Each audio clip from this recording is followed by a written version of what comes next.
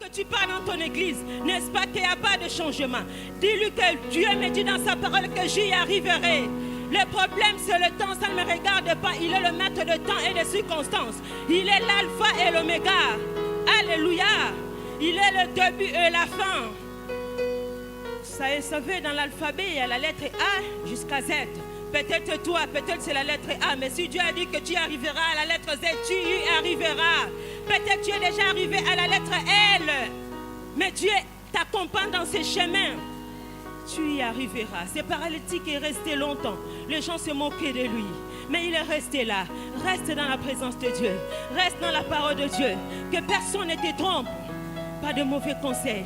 Que personne ne vienne décourager ta foi. Cet homme est resté longtemps, 38 ans. Je ne sais pas quel âge que tu as aujourd'hui. Ton enfant à quel âge? Mais calcule depuis que ton enfant était né. 38 ans, il n'avait pas toujours de solution. Mais la Bible dit, il était là, il est resté. Reste dans la présence de Dieu.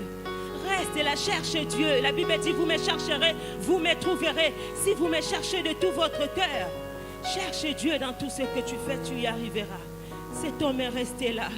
Parce que il fallait passer par les eaux pour recevoir la guérison. L'ange descendait. Alléluia. Mais ce jour-là, comme il n'arrivait pas à courir, c'était un paralytique. Comment courir? Les autres couraient toujours avant lui. Mais Jésus-Christ est passé par son chemin.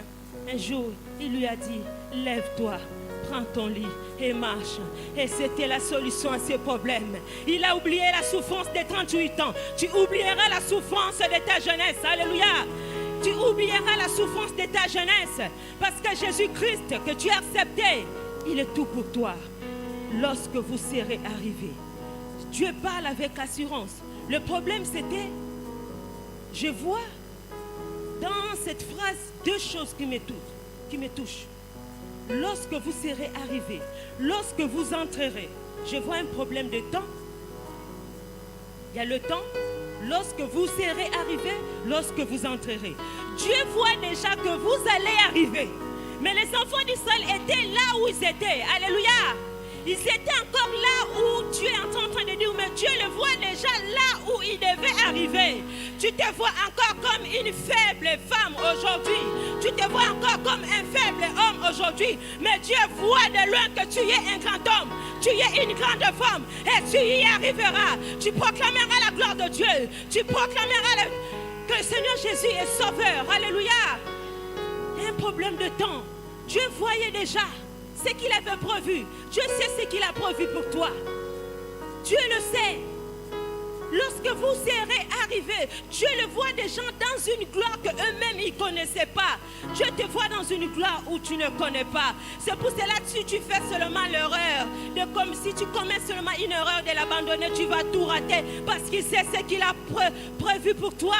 C'est pour cela que nous avons chanté l'alpha et l'oméga. Nous avons chanté l'alpha et l'oméga. Il est le début, il est le commencement, il est la fin. Je vois le problème de temps. Tu ignores ce que Dieu a prévu pour toi rien que ce soir.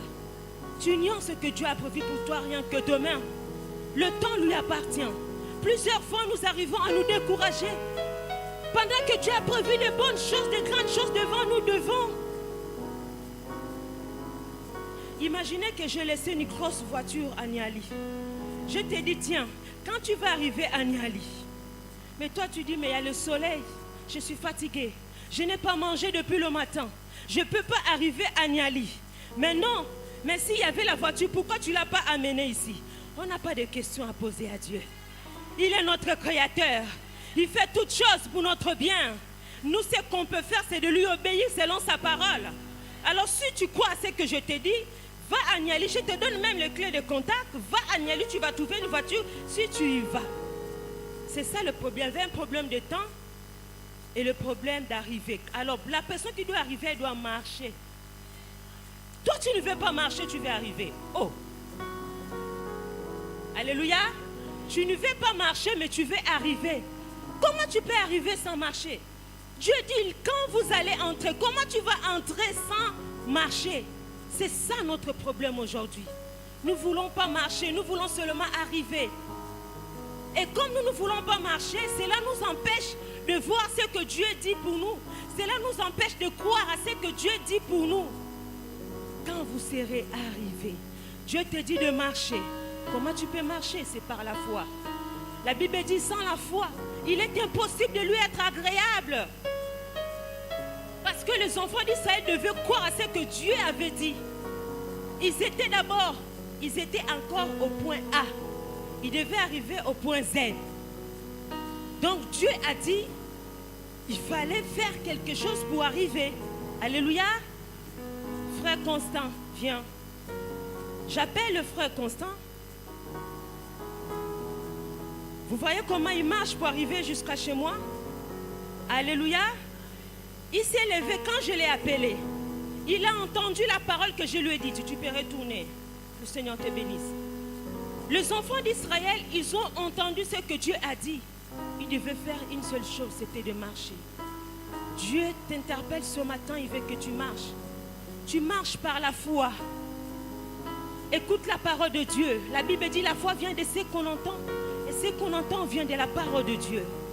Toi, tu ne veux pas écouter la parole de Dieu. Tu ne veux même pas lire la parole de Dieu. Comment tu peux t'en sortir sans la parole de Dieu? C'est impossible. C'est impossible.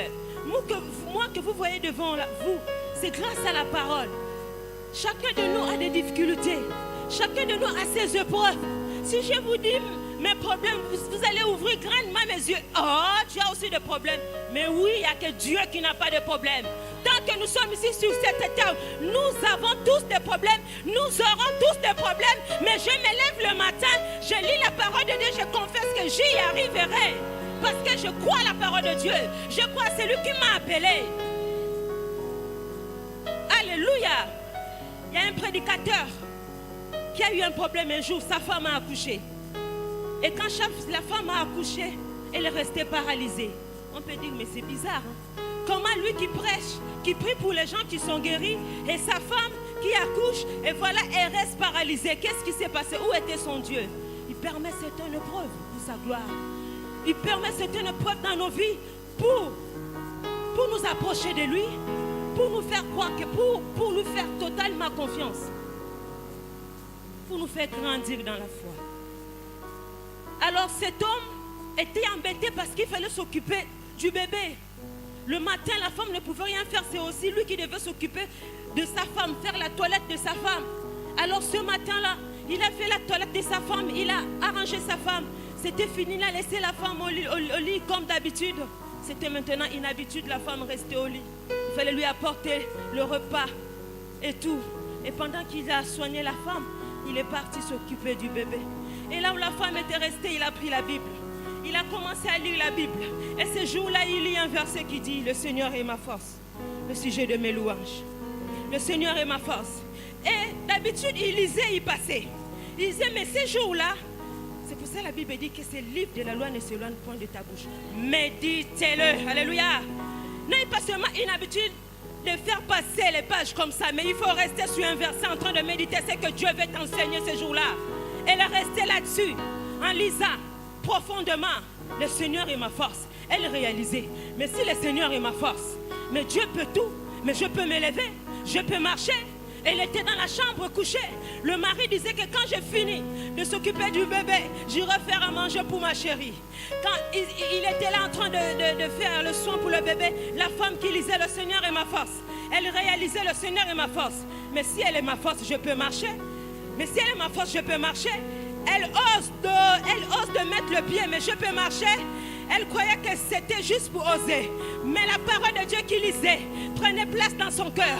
Prenait corps dans son corps. Alléluia. Elle ne comprend pas comment elle pose le pied, mais le Seigneur est ma force. Le Seigneur est ma force. Le sujet de mes louanges. Elle se dirige vers les toilettes. Chérie, le Seigneur est ma force. Voilà comment je suis en train de marcher. Il est ma force. Le Seigneur le sujet de mes louanges. Seigneur, chérie, le Seigneur est ma force. Le mari qui se retourne.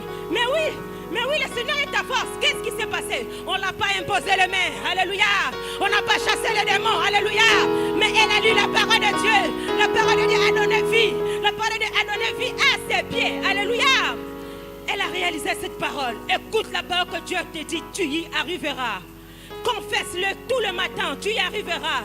Dans tes projets, tu y arriveras. Cette femme a reçu la guérison.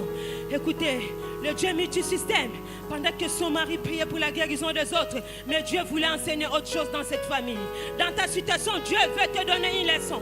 Dieu veut t'enseigner sûrement autre chose qui sera utile pour sa maison, qui sera utile pour sa gloire. Alléluia. C'est à toi de saisir, de comprendre ce que Dieu veut faire avec toi et de dire que tu y arriveras. Un problème de temps, un problème de marcher. Pourquoi tu ne veux pas marcher?